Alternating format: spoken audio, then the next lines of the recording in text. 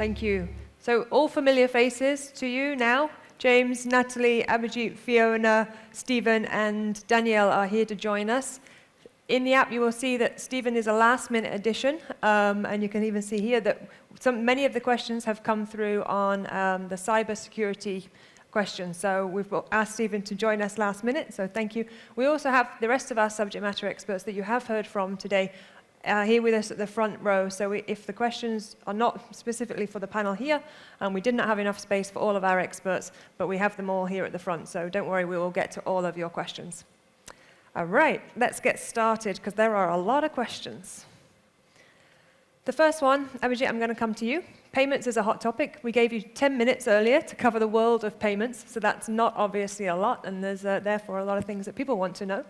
The first one, what is Booking.com looking to as an alternative to VCC as a method for settlement?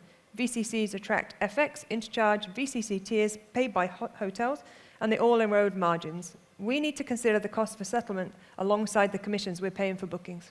Yep. No surprises, the money question is the first question to come up. Always. I mean, our principle is that we want to give partners flexibility in how they get paid. So we do have in certain markets bank transfers. Now that we don't have that capability everywhere, and we're looking to roll that out as much as possible. So you have the flexibility to choose between virtual credit cards, VCCs, or bank transfers. But that's something that we see, the ask from partners is different. Some partners actually like the ease of a VCC because it kind of reflects what they do with the pay at the hotel, operational process that they follow. But as we expand our geographical spread of bank transfer payouts, all partners will have the flexibility to decide between VCCs and bank transfer payments. So, we understand that it works for some partners, it doesn't work for others, and we're going to try to provide that flexibility. At some point in the future, we do want to kind of offer other ways of paying out, including potentially to wallets, other ways of being able to get that value for partners. But that's a little bit in the future. Great. Thank you for sharing, and it's great. We heard a lot today about the request for flexibility. We hear it a lot, so flexibility in payments is also super important. I've also heard some feedback today, I think we heard it on the stage even, that when you ask for something, we do try our best to deliver it, and it can take some time, but know that the intent is there, so it's great to hear from Abhijit that the future is also more flexibility, so thank you. Okay, the next question, my iPads went off. We're going to go, Stephen, to you. Money, then cyber, so it's following the right path. Recently, there's been a lot of scam bookings. Scammers made bookings and sent emails to properties with risky links and files. What are we doing to counter this issue? And I know you just ran a session on it, but there was not room for everybody, so maybe you can help. Yeah, thanks, Laura. So yeah, just in our last session, we talked about this in quite a bit of detail, but reiterating some points of that. We are looking at a really big quarter coming into Q4 around security topics and what we're doing around protection of partner and protections of travelers as well. Specifically, when we look at your experience with the extranet, your experience with our partners to guest chat application, which I think these questions are alluding to, and the email alias capabilities, we're looking at some new controls that are coming in early Q4 to really help protect that. Specifically, these are what we're looking at are allow listing for URLs and allow listing for email addresses. So essentially, this will allow you to identify only which emails you want to be used in your platform, as well as only which URLs you would like to be used in your platform. So this is really creating the flexibility within the platform itself that we won't manage on your behalf. You are able to do it at the property level, but also allows you to make sure you don't impact negatively your business processes and kind of stop that flexibility. Along with that are many other controls we're looking at around device identification, better multi-factor authentication, and better just understanding of the user behavior over the next quarter to really look at coming into the new year as a better experience, but also a safer experience. Okay, fantastic, thank you. And I know you were just sharing also the size and scale of the team that are working on all of these aspects. Yeah, we've got about 450 people in security and fraud and booking across 4 countries now. Working on protecting not only Booking.com, but our travelers and our partners, and everything from some of the best technology in the world that we're helping develop around machine learning technology, advanced algorithms, AI. It's top to bottom, we're doing everything we can technically to protect. Thank you. And I'm sorry, I'm going to keep building on this because I just listened to the session and I also learned a lot. But one of the things you also shared, which was super interesting to me, is that you're also working with our peers in the industry, should we say, because it's not just us that's seeing this, and you're working together with the likes of Expedia you mentioned. Yeah, we're working directly with Expedia. Also, we're part of an intelligence sharing organization that's actually multiple OTAs, as well as some of our partners here are also part of that, which help us directly share threat intelligence and work together on how we combat this as an industry, because this, of course, is not only an attack on OTAs or Booking.com, it is an attack on our industry. So how we work together to understand, learn from each other, and then learn how we protect for each other creates a better experience for everyone. Great, thank you. And I think you also said that there's a size and scale element to that, and that scammers are following the money, and the size and scale of Booking will always be a target, unfortunately. Yes. Okay, I think we can move to the next question. There is one, Fiona, I'm going to pose it to you, but you can also feel free to throw it out to somebody else. I mean, not throw it out. We're not doing that. Anyone in the You can pass it on. Direct bookings versus OTAs. With the rise of direct booking campaigns by hotels, it moves when I'm talking. How does Booking.com work with its accommodation partners to maintain a mutually beneficial relationship, especially when hotels are encouraging bookings through their own website? Yeah, it's a great one, and I'd actually like to start by putting my also perspective on it, that not just in hospitality, but other e-commerce that I've seen, omni-channel tends to be the way to go. So if we focus on fighting on the slice of the pie rather than making the collective pie bigger, it's a bit of a waste of energy. But in dispelling the sort of myth behind that question that it's the same audience and therefore we're fighting for the same customer, we've been doing some incrementality testing with one of the larger chains, and without giving the actual numbers, when we looked at actually what was the incrementality, the overlap of the two audiences was in the low single digits. That shows that actually we are bringing incremental customers and different customers to the brand, and that we're not actually fighting over the same one. So there is, if you put that concept and that philosophy in your head, there's only scope for cooperating together to say, how do we make a bigger pie working together rather than fighting over the slice, because it's not the same customer. Great, thank you. And yes, we're partners, after all. Okay, the next question, James, I think I'm going to send it to you because it came up a little bit in your panel earlier, but I think you asked your panelists, and now the question is coming to you. How do you predict AI will impact the future of travel? Yeah, my crystal ball's no better than anybody else's, but I guess the way I think about it is probably two lenses. One is the different types of impact it might have on your business, and so the way we're thinking about it at the moment, what do we launch towards travelers? And Chris spoke about that earlier on. What could we do to potentially help partners run easier processes, simpler processes, manage your property or properties in a more straightforward way? And then also internally, how do we make ourselves more efficient? Everything from shared coding, like things like Copilot, people know what that is, or Code Whisperer. These are tools that help engineers write sort of standardish bits of code much faster, to how do we automate processes in HR, finance. My personal opinion is the internal efficiency will probably move faster and further. I think it's probably a little bit easier to have somebody who's already embedded in a given process work out how to automate that and how to move towards the tech. From the traveler side, from the partner side, things like conversational UIs are becoming a big deal. I suspect in time they'll catch on. It's an opinion, there's no data behind it, but for the last few years they've been there but not really growing. I think this time they may get there. But I think it might take a little bit longer than people think. So we've got a product, Trip have a product, Expedia have a product. Any numbers I've heard today of customers coming through it, they were very, very low single digits. And I think for everybody, it's about learning and figuring out what happens. So my guess is it will change the world more than we can predict right now over 5 to 10 years. But it probably won't change as much as some people thought or feared in the coming few months. And in the end, travel is about an experience and a hospitality element. And I don't think that will change. I don't think the customer needs change. It's just going to be the tool sets we have to attack those challenges that will be different. Thank you. On that topic, just a slight side note to that, is there any area that you're using AI in your personal life, so outside of Booking? I'm not sure I'm a conscious heavy user, I have to say. I do think some of the tools like the ChatGPT equivalents, if you want to sort of write a document, just taking it and using it probably ain't a great idea, but if you ask it whatever the question or topic is that you want to kind of get information on, it's not a bad first draft to kind of have a read through and build on. So I do use it for that, to give a sort of skeleton of things. Otherwise, bizarrely for where I sit, there are lots of people in Booking, I think, who are technology sort of huge enthusiasts. Like, if I can do it through tech, I will do it through tech. I'm not necessarily one of them, in all transparency, so I'm probably a follower rather than a leader in this space.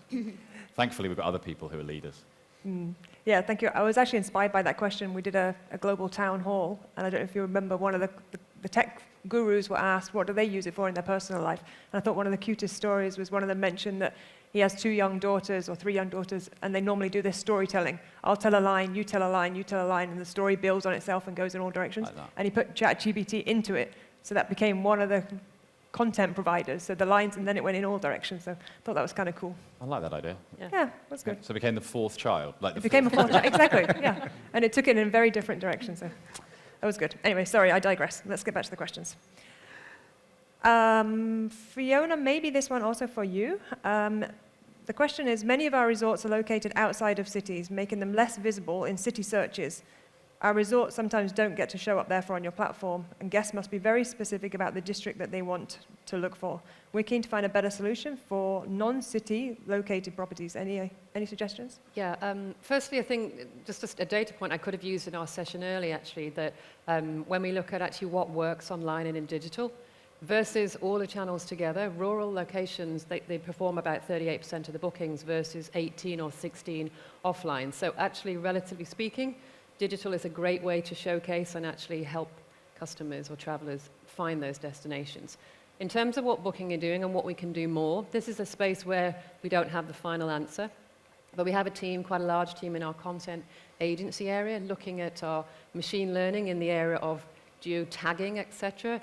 And the question is, what does a customer mean when they put in Bangkok? Does it mean the city, the periphery? What do we actually mean? And maybe there's this, the word can mean different things for different travelers as they put that in there. So we're focused on actually looking at that and learning. And the more we do and the more searches we have, the better we'll get at understanding what we were asked to do and actually then attaching it to the right point to then share the interest. So it's a not finally finished solution, but it's a fantastic area where maybe generative AI will help us get to the solution faster. Thank you. Sorry, my question has disappeared there for a second. We're back. Thank you. So intentionally, we are moving towards a more ideal space in this. We've got some things in place, but more to come. There's also. learning going on, Learning, yes. Very good. Thank you. Let me see. Natalie, I think this one is coming for you. What marketing and branding strategies are in place to differentiate Booking.com from Expedia or Trip.com in the eye of travelers? Thank you. And I was saying to Laura earlier, I've been sent the picture of Trip.com in the airport by a number of Booking people, so thank you for all of those pictures. I would say the 3 areas that we differentiate is really around the what, the how, and the why. So Booking exists to make it easier for everyone to experience the world. And the reason that that mission is so important is because it puts our product at the heart of our differentiation strategy. So we obviously are on a mission to deliver the connected trip. And some key benefits of that is we want our customers to have end-to-end ease, enhanced value, and unrivaled choice. And those are really the foundations of our differentiated product. And we really are being a truth-telling brand. We're about the booking experience, and we let the partners score the goals, as it were, deliver the cocktails on the beach, the beautiful experience. We are really around the booking experience. And then the how is really our brand. So how do we show up? And we really feel that travel is a very optimistic space, so we always want our brand to be fun and uplifting and positive, because as you know, sometimes when you're booking a family holiday, it can be quite stressful.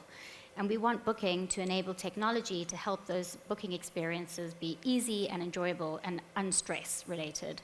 So we're working on all of these areas in terms of enhancing our product experience and delivering that through a very optimistic brand narrative. And that's how, over time, brand is a long-term game, will differentiate versus the competitors. Okay. Thank you very much. There was one question here that I think I can answer. There's a question about will slides from Elevate be shared later on, including the breakout rooms, and the answer is we will try, and what we can share, we certainly will, and we will find a way to get them to you as soon as we know what's possible. I've got my own answers. Okay, let's look what else we have here. Stephen, actually there's a couple for you. The first one, and maybe Fiona, you can also help here. because it's about our communication to our partners in the incident of the wave of fraudulent activity that we saw earlier this year. So the question is, what was the main reason for not communicating? And maybe, Stephen, you can share what we did do, and Fiona maybe can add. Right. Yeah, so acknowledging that it happened, that it is happening, that these attacks are happening in the industry is a key part of being able to be informed, right? And we did start with that earlier in the year. In both February and March, we sent emails to the individual users of our extranet to alert them of the potential attempts to defraud guests, the type of activity, how to be aware of that. We shared a lot of our partner-facing articles as well. But I think looking more strategically is where we want to improve, and I'll let Fiona talk a little bit around that. Yeah, this is one of those moments I remember I mentioned this morning. We didn't do our best. It wasn't that we didn't communicate it to the right people by plan. We just didn't follow up and do it in certain ways and actually connect our own dots on who we should have and could have been communicating to. So we've learned from that, and we hope that we won't be doing that again, particularly on topics like this, that we know how we need to be more far-reaching. So my personal apology on that one for whoever asked that question, that you didn't get the comms. Yeah, and I think it was most voted, so I guess a number of people are Sorry also to all of feeling... you then. No, a number of people have been feeling the same, so it's great that we addressed that. We recognise we thought we did, and we are in the right spaces, but not enough. I think as it comes to communication, apparently there's never enough, so we can do better. Okay, next one is, let me see. I don't know who's going to answer, so I'm just going to put it out there and see who raises their hand, including the front row. Room type name customization. Where are we now? Hotels want to provide appropriate room type information through Booking.com as well, and be in line with hotels' brand strategy and communication. I can take that if you want. There's a lot of downsides to that, to be transparent about it. We've heard Danielle earlier on in the various things that she's talked about trying to bring transparency and consistency to travelers so they understand what it means to be on a given sustainability level. The difficulty for guests, if we allow all room types to be named in any way any property wants, is no one has any idea how to compare room types between different properties. And there are places where, generally smaller properties, probably than the ones that most of you operate, but people would like to give every room a name, as in not a number, but literally each individual room has its own decor and so on. And the lack of standardization at some point becomes very, very, very difficult to deal with. So I think we have at one time in life been extremely rigid on what we created in terms of content, not just room names, descriptions and other things. We have started to give some degree of flexibility back towards partners, and I think that's a deliberate adjustment of how we think about this. But I'm not sure that we're necessarily, if I'm all honest, in all honesty on this one, going to do what some of you would like us to do on the room names front. And not only does it become difficult for consistency within our own platform, for customers to understand, for travelers to understand, you also think when we're then displayed on other advertising platforms against other providers, it can also become complicated there as well. So I understand the desire for more control of content. I think there are some levers that we would love to work with. Actually, Fiona touched on one of them earlier on, which was around geography and where things are located. And our view of the world there, I'm afraid, is a little too simplistic. We kind of assume everything is attached to a point, a city, when in reality, what actually matters is where in Bangkok are you, and so on. That's an area I think there'd be real benefit for everybody to us offering more flexibility around. I think undoubtedly with Gen AI, that's going to help with how we generate content across languages, but certainly that thought in our head is, how do we help you as property owners tell us what are the most important things you want to transmit towards travelers? So for example, we often talk about the things around your property, but you may know better than we do which are the things your travelers care about. There I think there's flex, but it won't be everywhere. Thank you. Danielle, we're going to come to you now. This is a big question, but I like it a lot. Is sustainability really sustainable in the travel industry? Interesting one. I like it. I hear the chuckles in the audience. It's funny. Everyone's like, ooh. It's a good question, and I understand where it's coming from. I think there's a few ways to start, but first of all, it's how we're defining sustainability. I feel that this question is really written from a carbon first lens. So is travel, can it really be sustainable? Can it be carbon free, I guess, is a different question. If we're talking about holistic sustainability and environmental, economic, and social, what we need to think about is how do we increase the positive impacts that travel brings, which there are many, and how do we decrease the negative ones? And I think that's a little bit of what we're optimizing for. So how do we make sure that spend stays in a local destination? How do we make sure that the local suppliers and vendors, which I heard on stage earlier in James' panel, are also being supported? How is culture celebrated? And then with that, how do we make sure that we're reducing the emissions from travel, better processing the waste, looking at biodiversity? And as we progress, I think those topics will also diversify. If we think about carbon only, it's a little bit more difficult. But then I also wonder, like, can sitting on my couch ever be fully sustainable and carbon-free? Also not. And I think there's a bit of a balance to reach as well. So our approach is engage, make sure that we're making an impact and moving the industry forward and looking at how we can continue to have travel and have all of the amazing things that we know that travel brings, because ultimately it's positive, but make sure that we're reducing those impacts as much as we can. Great, thank you. All about balance again, right? I mean, we've heard the need for travel this all day today, so that if our ability to offset really allows us to have that level of balance. So thank you. Abhijit, I'm going to come to you. There's another question on payments, and it may relate similar to the earlier question, but this one is much more about accepting payments for the properties. And the question is, when will Booking.com let the hotels choose on the payment methods? More hotels, this is specific to Indonesia, but maybe applies more broadly, but more hotels in Indonesia have their prepaid merchant model bookings a lot more than their pay at the hotel agent model. So again, the principle is we want to be as flexible as we can to partners so that they can actually choose the kind of payment methods that they want to get paid in. We know that capability is something that we're building out across the globe. And as we kind of roll that out, partners will get increasingly more and more flexibility. In markets where we can't pay out with bank transfers, the only way to pay out is through virtual credit cards, but we are kind of plugging the holes that we've got. Specifically for Indonesia, if that's the question, I don't necessarily have the answer to that, but whoever wrote the question, if you can come and grab me, and I will maybe can have a separate chat about that, off the record, not off the record, offline. But the principle is that we want to be as flexible as possible for partners. That's the principle that we kind of rolling out payments as a solution for partners. We want customers to have the flexibility to pay in the methods that they can pay in.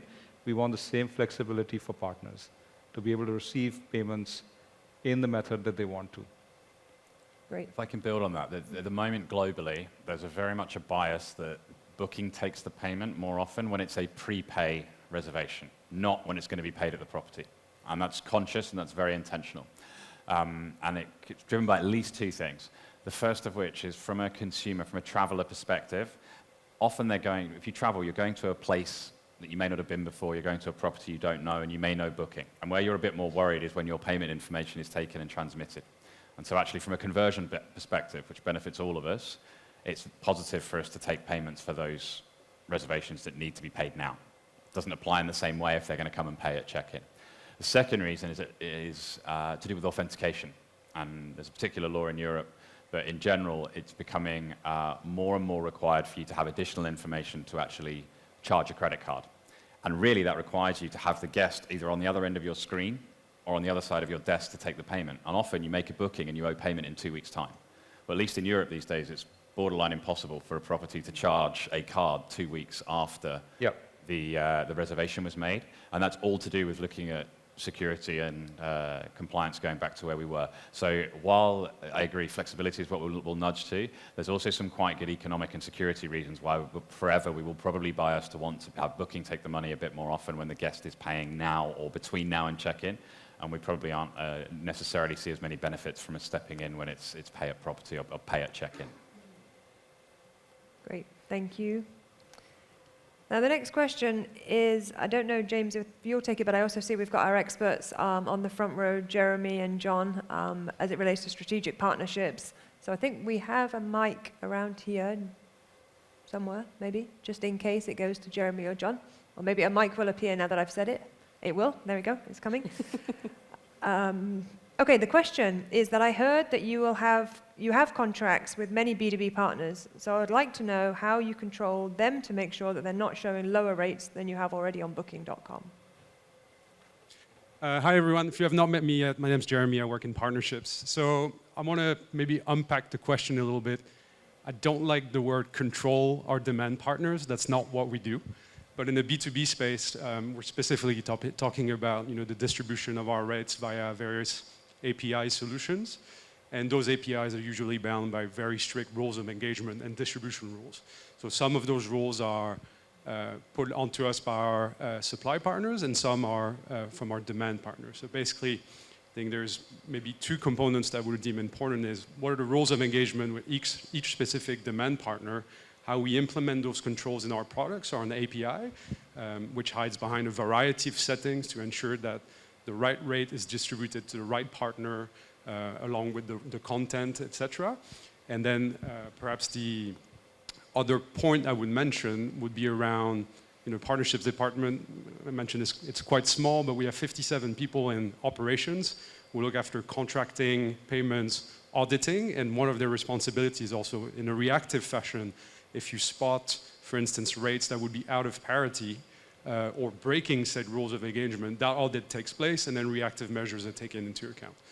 So it's pre and post, and try to manage those very carefully. Thanks very much, Jeremy. Thank you. I have to say while I was answering some of my own questions earlier, that's also good. And somebody else has answered the questions also for us in here. So I'm going to read the answer that came to a question we had earlier, because it's being highly voted as well, which means that a number of people are feeling the same. So the question was the question I gave to you, Fiona, about OTAs versus direct. And someone has answered it, why would we compete third party versus direct when we can have both? Which is aligned with your answer, but this came from the audience. OTAs, especially Booking.com, outpace direct simply on scale, marketing budgets, and technology innovation. Let's treat the commission the same as paying our sales team's salaries. So That's what I was trying to say, yeah. it was Brilliant. put more Brilliantly eloquently. Yeah. Very eloquent. But yes, thank you for taking the opportunity to answer the questions as well. Any more answers, please add them. We can save the time here. So thank you. All right, let's see what we got next. There's another one. It comes a little bit to the prepayment piece, but also the fraud piece. Given the increase in fake bookings via Booking.com, booked for multiple nights, multiple rooms, ending up in no-show, meaning no inventory available at the time that the properties need it and their guests, does Booking.com have any plans to start prepayment schemes in regions where it's not already there? So Right, maybe so I it's think more. there's multiple parts to this answer. I'll start with the fraud and cyber piece, and then maybe we can answer on the payments by booking. So when it comes to detection of fraudulent transactions, or in this case, fraudulent reservations, credit card is one of the weakest ways actually to identify is it a real booking or a fake booking, because also real bookers use expired credit cards. They make mistakes in their credit card submission. So if we try to validate every single credit card that comes through, one in what's called zero auth in the technology sector of making sure we do a 0% or $0 authorization, it's very inconsistent. And we found that when we've tried it with some of our larger brands in some regions, we had the same fraud rates or very similar fraud rates. So the cost really didn't also help offset the cost of the fraud and the creation of those fraud aspects. So when we look at how we look at the credit card space and the payments by booking space, I think I'll transition that over on how we can help in that space. Yeah, I did have an offline conversation about this with somebody else in the audience, and I kind of gave the same answer that you don't actually get the benefit because the zero auth, the actors, the fraud actors or the bad actors, they will find ways of going around it. So actually you don't get the benefit of doing a zero auth, but there is a way that the partner themselves can trigger a bad credit card flow for pay at property, right? So you can actually, and the concept is that if the payment comes through us, we take full responsibility of all the frauds, chargebacks. But if it's a pay at property, then that kind of responsibility is with the partner. But the partner has the ability to check that card, and if actually is at that point of booking is actually a fraudulent card, or not a card that they can charge, they can actually trigger a process which would force the customer to kind of either issue another card or another payment method. And you can kind of control that. I don't know if, and we can talk later for the person I spoke with earlier, but there's a way you can control the use case, which I think is what is being talked about, that they get bookings, it passes the date by which it crosses the non-cancelable time period, and then they want to charge for a one night or whatever the card, the period that they need to charge for the policy. and they're not able to charge the card then. I think that's the use case that's being talked about. But there is a way to control that upfront by triggering a process based on something that the partner does. Just love to add as well, just to show that we're trying to solve this from all kinds of angles. There are also places where we've been working for the last year and a bit to try and when there is a no-show, that we go and try and collect the money. And that's a big learning curve because it's a different activity in every country, but there are times when we might have more chance of collecting a fee than you do. Like, for example, if a customer's given us multiple credit cards as part of their account and one of them can't be charged, maybe we're able to charge the other, etc. So we're looking at all kinds of angles. We're looking at how to use technology to detect what might be bad intent. How do we think about using our payments options to potentially remove some of the incentives that exist today for fraud by us taking the money up front? If someone doesn't show and you're owed money, can we actually step in and collect that money at a higher rate potentially than you're able to? And that's something we're an awful lot better at now than we were 12 months ago, and certainly in some of our biggest markets now, we're pretty consistently, we collect at a much higher rate than properties are able to for those no-shows. But as I say, it really is a market-by-market learning about how you get good at that. But we're trying to stop it up front, we're trying to tackle it when it happens, and we're trying to cover you for it if it happens afterwards as well. Afterwards as well. Thank you. So a lot happening. And there is a question here, and I was actually going to come to it, but I see it's here. To just stay with you, Stephen, for a second around the technology that we're using to try and capture some of these. So the payment, the credit card is obviously is just one component. And I know you mentioned some staggering numbers in the session earlier about what we have been able to stop through the technology. Do you want to just share? Right. When we look at the fraudulent bookings, we can learn on what looks normal, what looks anomalous, and then put that into different machine learning models. We have around 3, I think now, all facing our fraudulent booking space. And over the last year, we've blocked around 15 million fraudulent bookings that never made it to you, that never blocked availability because we were able to identify those upfront based on key characteristics. But of course, anytime we have additional ones that we missed and you report it or we detect it during our post booking phase, we feed this back into our machine learning model to make sure that we don't miss it the next time. It is a hard space to learn and to win, because what's legitimate, what's illegitimate, how small the window is to make that decision without creating a negative experience for both the partner and the traveler is really hard. But we're still continuing to invest into it, and it is one of the key things that we think will help us in the future year to create a better experience for the partner, also a better experience for the travelers by doing better there. Great, thank you. Another example of using AI and machine learning in every part of our business, and this is obviously a critical one that we continue to use. So thank you very much. The question now, interesting one. Again, I'm not sure who will pick it up. Maybe, James, it will come to you, but is rate parity still relevant for Booking.com?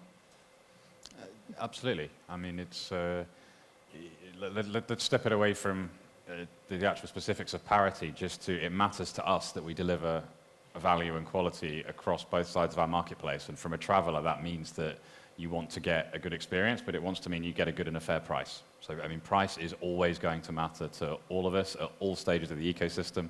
On the panel we sat on this morning, 2 of the 3 gentlemen who sat next to me then talked quite a bit around the importance of price to how they grow their business on the hotel side. It's going to be important and key to us as well. So the dynamics will change, of course they will. But yeah, looking at the quality of pricing is always going to matter to us. Great, thank you. Okay, some of the questions are quite similar. Natalie, coming to you. Obviously, here in the region, here in the room, we're very interested in what we're doing for APAC marketing specifically. So the question is, can you share Booking.com's unique strategies for attracting APAC guests who will be traveling within APAC? We know interregional travel is very high. So what are we doing in the region for the region? Sure. So as you would have heard this morning, we have a multi-channel marketing strategy. And in the office in Amsterdam, as well as in a couple of the regional offices, we have over 1,000 people marketing team working on your behalf to capture demand. So as we said earlier, it's really around the right channel mix per country, because in some countries, performance marketing might be incredibly important, and that's really how Booking.com has built our brand in many of our successful markets, such as Europe. So performance marketing is always on, and it's a channel that is very prolific in Asia. Then we have John's growth marketing team that are really trying to capture demand from a mid-funnel level. And then the brand marketing, we do a lot of local campaigns that are specific to each country. So you heard earlier about an example from Korea. We do a lot in Japan. So really it depends on the exact country, and we pick the locally relevant aspects to really push. So I can't say it's a one-size-fits-all. We really try and be locally relevant in each country, but just know that we're always on, and we have a really strong marketing team that is working on your behalf to make sure that we can deliver the best demand for you as our partners. One of the things I might just add to that is we strive really, really hard. Sorry, Laura, I'm going back to the question right at the beginning, if I can, for a second. Sure. We talk an enormous amount about moving our measurement towards what we call incrementality. There's a very famous old quote, right? 95% of my marketing spend is wasted, but the problem is I don't know which 95%. Well, actually, we can get quite smart at that these days. So it's not a question for us of just how much money did we spend on a marketing campaign and how many bookings in total came from it. The question is how much money did we spend on the marketing campaign and how many extra bookings came that we wouldn't have got without that marketing campaign. And that really comes down to the value. Like if you think about what we began with, the discussion around direct channel, the challenge to us is to make sure we bring you incremental revenues that you wouldn't have otherwise have got, that make us a good investment from a commission perspective. And that's exactly how we think about our marketing channels, by the way. Like if I could wave a magic wand tomorrow and not pay the money that we pay to Google for advertising and not damage our business, I would be very, very happy. But the reality for us at the moment is we get good returns out of that marketing for our business and for yours, and so we carry on. And the challenge to Google is to make sure that continues to be true, and the challenge to us is to make sure that continues to be true for you as well. Thank you. Okay, one on how do we optimize cancellation prevention at Booking.com, or at least decrease cancellation rates progressively? I see people looking at me. So we actually put teams a few years ago to focus exactly on this. And this is one of those cases. Booking's got a strong DNA of experimentation of lots of small steps, and I think cancellation is one space where that has really been shown to be the case. So what I'll do is just give 2 or 3 examples of what made the biggest impact. Payments does. Payment reservations get cancelled materially less than non-payment reservations, even for the same policy type. So it's not just to do with when you pay. There's a bit of a psychological thing here. If I've gone in and I feel like I've paid now, I've got a bit more commitment. So payments makes a difference. Another thing that starts to make a difference for us that will really benefit everyone in the room as well is as we start to roll out some of our connected trip elements more materially. When people book multiple things, they're less likely to cancel. Again, there's a commitment there. And the third that we do a lot now is we have something we call them perfectly overlapping bookings. So imagine I come and book 2 hotel rooms in different properties, both for Bangkok for 2 people for the same dates. I might have done that really because I'm booking for 2 people, but there's a decent chance actually that I was hedging my bets. We both limit your ability to do that now, and even though we let you have more than one, we remind you consistently that you've got multiple and you probably need to cancel one, and actually consumers react pretty well to that. So those are 3 of the things we've done. But this has been a wheel we've been spinning for probably about the last 3 or 4 years with lots and lots and lots of small steps along the way. Great. I can even give a real example of that for myself. I made a booking. I had to adjust my booking, and I made a new booking for another hotel in the same city because the one I had was not available for the longer stay of 3 days. Well, I kind of misread the dates, and I actually overlapped for one night. Didn't know it for almost 3 weeks, and then I got a notification letting me know that I had a night overlapping, and I was like, oh, good. So I went and fixed that without actually having to pay the double cost, and it was, I think, about still 4 weeks out instead of the last day before I realized that while at the accommodation. Yeah, so it is one of the big benefits that our travelers appreciate about our platform, but obviously there's a component there that our partners need to support. Mikhail, oh yes, please. We're going to hear from Mikhail as well.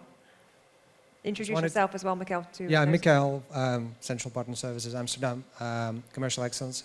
I think one of the ways US partners can also think about managing cancellation rate is your policy mix and how you price your non-refundable policies. It's a really effective way of making sure you get the demand, your booking secured, right? That is sure for you, and if you make those policies attractive, you can be sure you get the bookings and you get less cancellations. Obviously, customers want choice, so it doesn't mean you have to choose switch off your flexible policy. This is what travelers really like, but giving them a choice and pricing your non-refundables in an attractive way, I think, is a great way of managing those cancellation rates. Can I add to it as well? I think the question, as I heard it, was what are we doing to prevent or make it better. And everything we do at Booking starts with understanding and modeling stuff. And we look at the likelihood of people maybe cancelling or actually not cancelling. And of course, working with our loyalty focus, with our Genius customers, when we know they are a better bet, and obviously working with those types of things with us, is already a step in the right direction by understanding who would be most likely to not cancel you in the first place rather than reduce them once they happen. Great, thank you. So many perspectives here, but also some practical tips on what we can do. So thank you, everybody, for that answer. Jeremy, I think I'm going to come back to you, either you or John. The question is about the affiliates business and how Booking.com plans to grow the affiliate business. Hopefully by finding more affiliate partners to partner with. That's how we're going to grow the business. But now, generally speaking, I think what you'll find is that we try to engage more and more with our largest demand partners. And I think for us, that means deeper account management, really. So growing the business is we're not necessarily interested in acquiring more affiliate partners. Sorry, my hand is moving away. But we want to work in deeper cooperation in case of partnerships where Booking.com is not the unique source of content.